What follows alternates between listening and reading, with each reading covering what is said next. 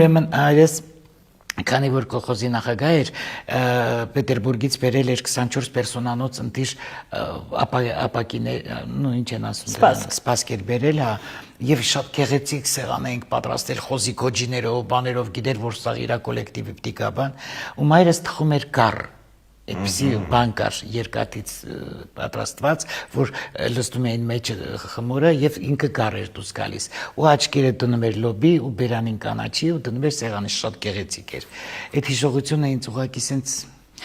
ու այնպես եղավ որ սեղանը կարծես թե մի քիչ ծուռ էր, հայրս ասեց սաթենի կարի սեղանը ուղենք, քիչը միջխոր ծուռ է, ասենց ուղելուց սեղանի ոտը ջարդվեց ու սաղ թափվեց ներքև, սաղ խառնվեց իրար 31-ի գիշերն, հա, ու մենք սաղս լացում էինք, որ ես ինչ եղավ, մամաս էլ ոտքի խփում էր, ասում էր, քադոնք սաղ հեչ, կորանամ ես, կարիս անգաջը չկա։